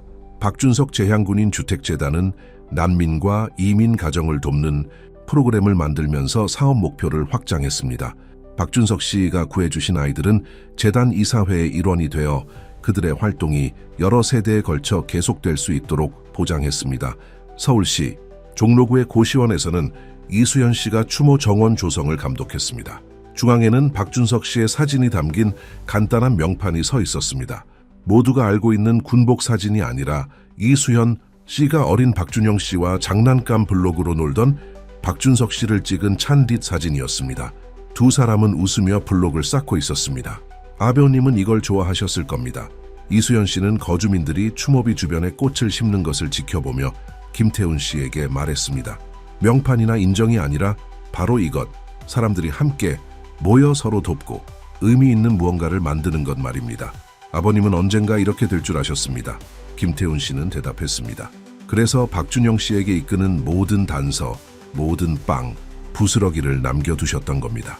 재단의 활동은 다른 개발업자들의 관심을 끌기 시작했습니다. 어떤 이들은 그들의 접근 방식을 비웃으며 나쁜 사업이라고 불렀습니다. 하지만 다른 이들은 고시원의 성공, 아파트 대기자 명단, 강한 공동체 의식, 긍정적인 언론 보도를 보고 자신의 관행을 바꾸기 시작했습니다. 혁명을 일으키셨습니다. 이수현 씨는 이사회 회의에서 박준영 씨에게 말했습니다. 다른 기업들도 윤리적인 개발이 수익성이 있음을 깨닫고 있습니다. 하지만 박준영 씨를 자랑스럽게 만든 것은 이익이 아니었습니다. 어머니가 김 여사와 함께 공동체 행사를 계획하며 웃는 모습이었습니다. 서연 씨가 아버지와 공유하는 역사를 다시 연결하는 것을 보는 것이었습니다. 김태훈 씨가 재향군인들로 둘러싸여 있는 모습을 보는 것이었습니다. 그들은 단순한 주거뿐 아니라 박준석 씨의 유산이 세운 공동체에서 치유를 발견했습니다. 어느 저녁 박준영 씨는 어머니가 추모 정원에서 박준석 씨의 사진을 만지고 있는 것을 발견했습니다. 매일 그립습니다. 어머니는 부드럽게 말했습니다. 하지만 이제 그를 잃은 이후 처음으로 그가 여전히 여기에 있다는 느낌이 듭니다. 우리가 닿고 있는 삶 속에서, 우리가 하고 있는 일 속에서, 우리가 만들고 있는 가족 속에서요. 박준영 씨가 말을 이었습니다. 이제 당신과 저만이 아니라 이 모든 사람들입니다. 이것이 아버지께서 말씀하신 위대한 무언가를 만드는 것의 의미 아닙니까? 이수현 씨는 눈물을 흘리며 미소 지었습니다. 아버님은 당신이 결국 알아챌 거라고 말씀하셨습니다. 당신이 집으로 돌아오는 길을 찾는데 시간이 걸릴 거라고만 아셨죠. 그들 위로 부산에 하늘은 일몰과 함께 보라색으로 물들었습니다. 공동체실에서는 김 여사께서 어린아이들에게 김치전 만드는 법을 가르치는 소리가 들려왔고 재향군인들은 정원에서 이야기를 나누고 있었습니다. 서연 씨와 아버지는 근처 벤치에 앉아 잃어버린 시간을 만회하고 있었습니다. 그리고 김태훈 씨는 그 모든 것의 가장자리에 서서 한 번의 정직한 행동, 돌려준 지갑, 지켜진 약속, 다시 태어난 유산에서 자란 가족을 지켜보고 있었습니다. 아버님이 이 모든 것에 대해 무슨 말씀을 하실 것 같습니까? 김태훈 씨가 박준영 씨에게 물었습니다. 무슨 말이요? 이제 막 시작이라고 하실 겁니다. 그리고 그들 주변에서 자라나는 공동체, 변화하는 삶, 날마다 만들어지는 유산을 바라보며 박준영 씨는 그것이 사실임을 알았습니다. 그들은 막 시작했고 그들의 이야기에서 가장 좋은 장은 아직 오지 않았습니다. 김태훈 씨가 고시원의 공동체실에서 집단 치료 세션을 이끌면서 가을 낙엽이 창밖으로 날아들었습니다. 12명의 재향군인들이 원을 그리며 앉아 자신들의 투쟁과 생존에 대한 이야기를 나누고 있었습니다. 건물이 문을 연 지 6개월 만에 이 주간 회의는 많은 거주민들에게 치유의 초석이 되었습니다. 다시는 집 같은 곳에 살 수 없을 거라고 생각했습니다. 3달 전까지 거리에서 살았던 젊은 재향군인 이민수 씨가 말했습니다. 하지만 여기서는 다릅니다. 사람들이 이해해 줍니다. 김태훈 씨는 자신의 수십 년간의 노숙 생활, 잃어버린 지갑이 모든 것을 바꿀 때까지 마음속에 쌓아왔던 벽들을 생각하며 고개를 끄덕였습니다. 치유는 공동체에서 일어납니다. 그는 말했습니다. 그것은 박준석 씨가 항상 이해했던 것입니다. 방 밖에서 박준영 씨는 복도에서 잠시 멈춰 서서 귀를 기울였습니다. 서류를 전달하려고 왔지만 방 안의 목소리에 이끌렸습니다. 각각의 이야기는 고통, 상실, 그리고 희망으로 울려 퍼졌습니다. 아버지에 대한 진실을 알게 된 이후 그가 겪었던 여정과 같았습니다. 전서연 씨가 서류 더미를 들고 그의 옆에 나타났습니다. 재단의 새로운 프로젝트 제안입니다. 그녀는 속삭였습니다. 하지만 기다릴 수 있습니다. 그들은 함께 서서 최철수라는 재향군인이 아프가니스탄에서 돌아온 후 10대 딸과의 관계 회복에 어려움을 겪는 이야기를 듣고 있었습니다. 더 이상 어떻게 아버지가 되어야 할지 몰랐습니다. 최철수 씨는 목소리가 흔들리며 말했습니다. 하지만 지난주에 딸이 방문했습니다. 김 여사께서 우리에게 함께 김치전 만드는 법을 가르쳐 주셨습니다. 제 딸이 몇 년 만에 처음으로 웃는 소리를 들었습니다. 위층 아파트에서 이수연 씨는 정재현 씨의 아내 정 여사와 차를 마시고 있었습니다. 정재현 씨가 체포된 후 정 여사는 이전의 사교계에서 따돌림을 당했습니다. 하지만 이수연 씨는 박준석 씨가 죽은 후 자신의 수년간의 슬픔과 고립을 기억하며 손을 내밀었습니다. 어떻게 눈치채지 못했는지 자꾸 묻게 됩니다. 정 여사는 떨리는 손으로 찻잔을 돌리며 말했습니다. 수년 동안 징후들이 있었습니다. 늦은 밤 전화, 비밀 파일, 정재현 씨가 가끔 소리 지르며 깨어나는 모습. 우리는 살아남기 위해 필요한 것을 봅니다. 이수연 씨는 부드럽게 말했습니다. 저는 수년 동안 박준석 씨의 편지, 사진, 그가 어떻게 죽었는지에 대한 진실을 직면하게 만드는 어떤 것이든 피해왔습니다. 때때로 치유는 우리가 준비되었을 때만 시작될 수 있습니다. 도시 건너편 최소 경비 감옥에서 정재현 씨는 감방에 앉아 편지를 읽고 있었습니다. 그것은 김태훈 씨가 쓴 편지였습니다. 비난이나 분노가 아니라 연민과 이해를 담아 박준석 씨의 마지막 순간을 묘사하고 있었습니다. 당신 아버지는 끔찍한 선택을 하셨습니다. 김태훈 씨는 썼습니다. 하지만 그는 자신의 두려움과 실패에 갇힌 사람이기도 했습니다. 박준석 씨는 그것을 이해했습니다. 그래서 그는 자신의 조사 증거를 남겼습니다. 진실을 폭로하기 위해서만이 아니라 속죄의 기회를 제공하기 위해서였습니다. 그 기회는 여전히 있습니다. 정재현 씨, 다른 길을 선택하기에는 결코 늦지 않았습니다. 정재현 씨는 편지를 다시 읽으며 손이 떨렸습니다. 수십 년간의 죄책감, 수치심, 부정이 깨지기 시작했습니다. 아버지에 대한 진실을 알게 된 이후 처음으로 그는 자신이 울도록 허락했습니다.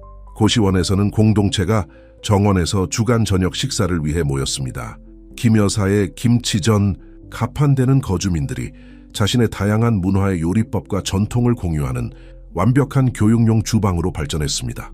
전서연 씨는 아버지 전대웅 씨와 함께 앉아 그가 마침내 베트남에서의 어린 시절, 그리고 그가 살 수 있도록 목숨을 잃은 용감한 미군 병사에 대한 이야기를 나누었습니다. 박준석 씨는 우리에게 단순한 삶 이상을 주셨습니다. 전대웅 씨는 모인 거주민들에게 말했습니다. 그는 우리에게 그 삶으로 의미 있는 것을 창조할 기회를 주셨습니다.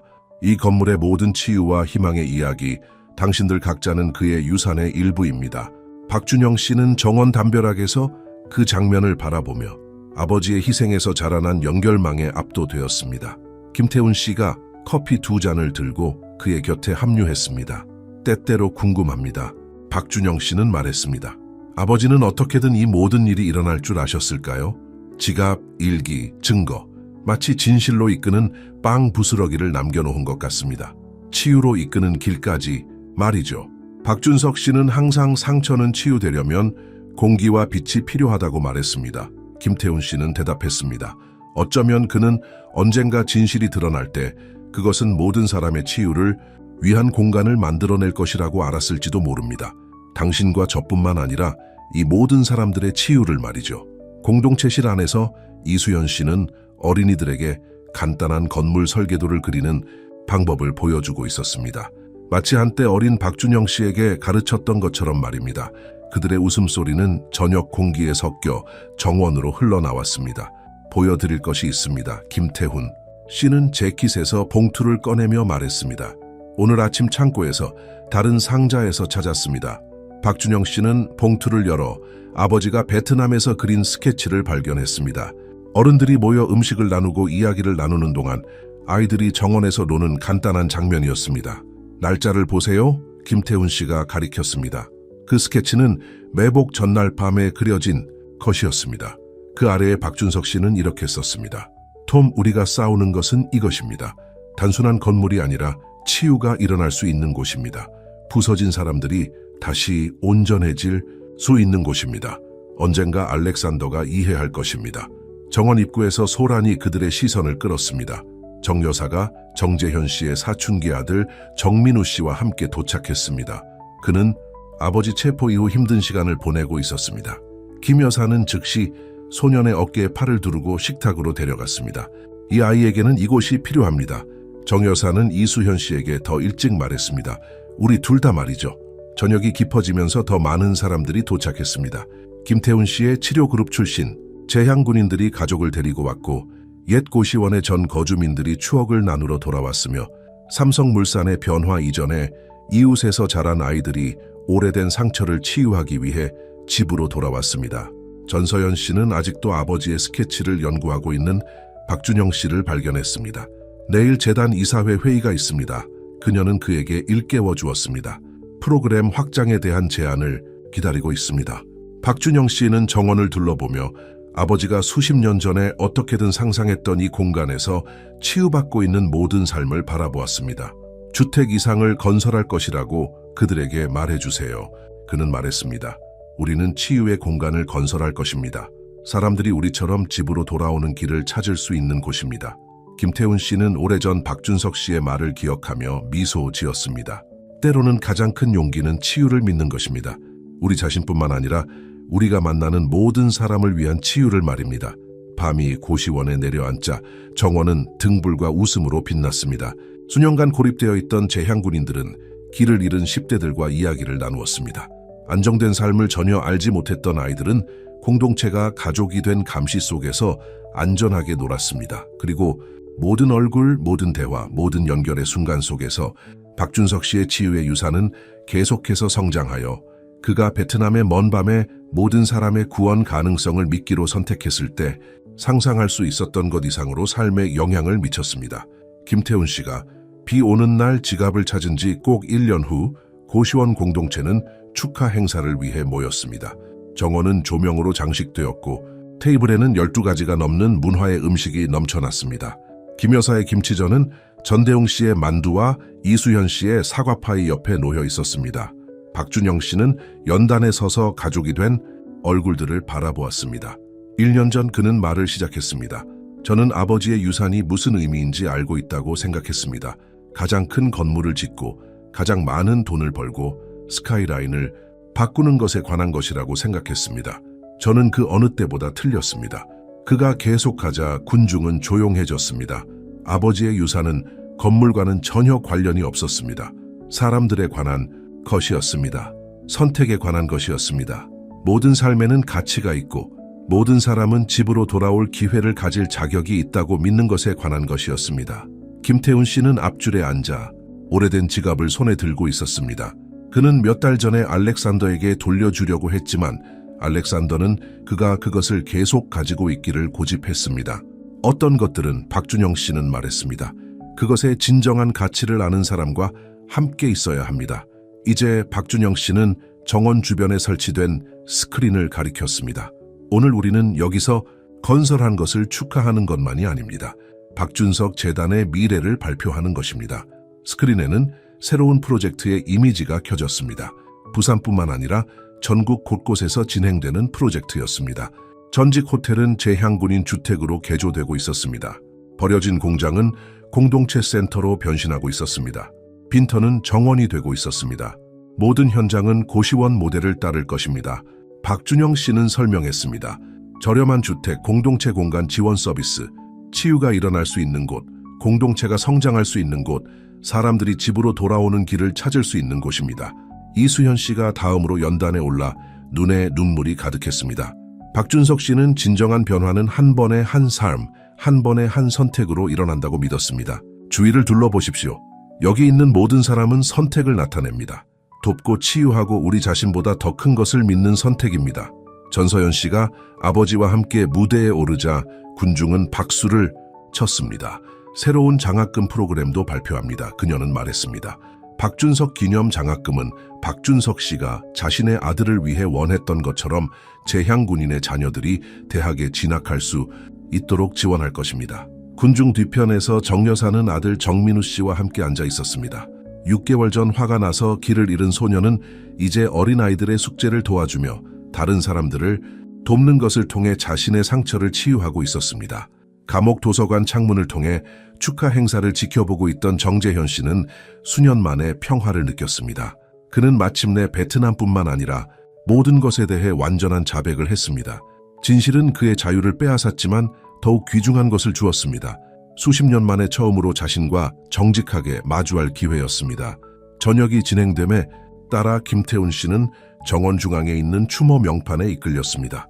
박준석 씨의 사진은 등불 아래서 빛나는 것처럼 보였습니다. 알고 있었죠? 그렇죠?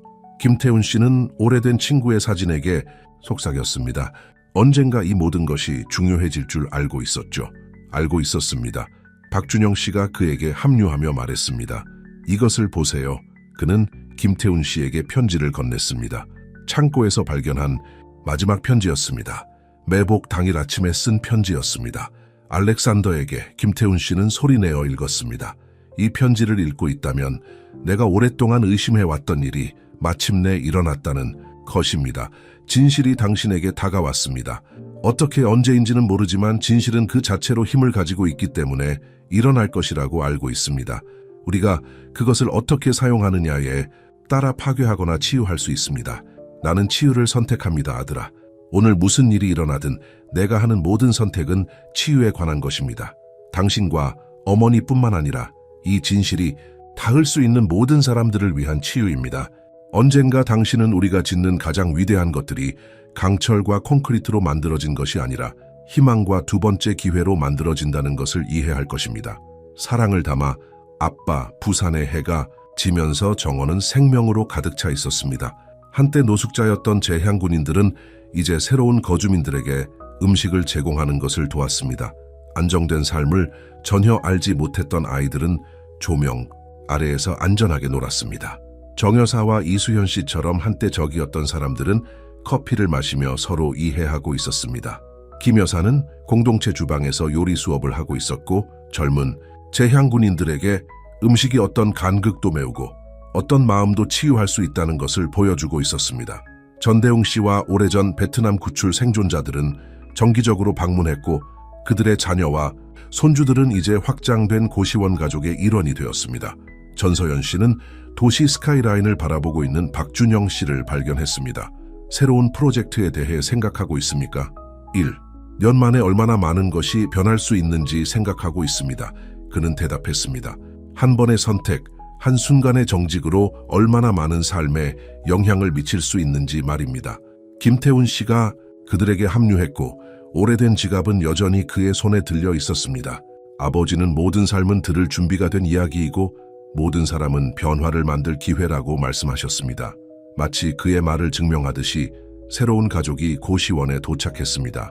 젊은 재향군인과 그의 아내 그리고 아이들이었습니다.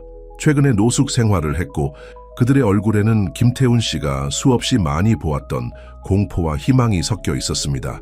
박준영 씨는 그들을 맞이하려고 움직였지만 김태훈 씨가 그의 팔을 잡았습니다. 제가 하겠습니다. 그는 부드럽게 말했습니다. 집으로 돌아오는 길을 찾는 것에 대해 압니다. 그들은 김태훈 씨가 가족을 환영하고 그들의 어깨에서 긴장감이 사라지는 것을 지켜보았습니다.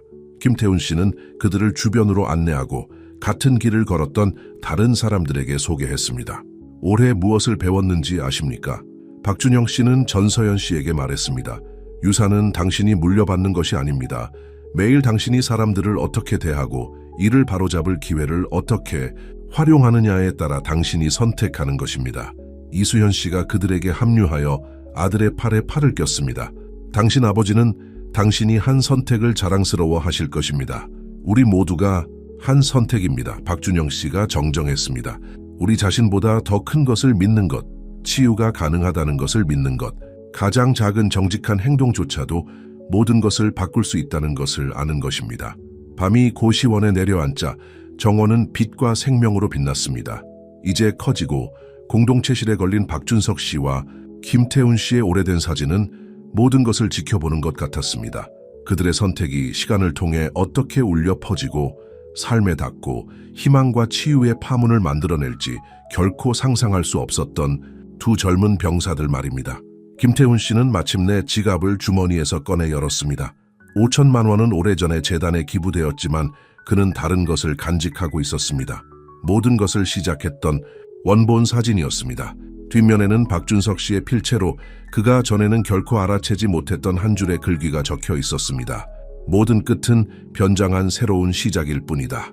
한때 버려졌던 이곳에서 피어나는 삶, 수년간 닫혀있던 마음속에서 일어나는 치유, 매일 강해지는 유산을 둘러보며 김태훈 씨는 미소 지었습니다. 박준석 씨는 평소처럼 옳았습니다. 이것은 결코 끝이 아니었습니다. 그저 시작일 뿐이었습니다.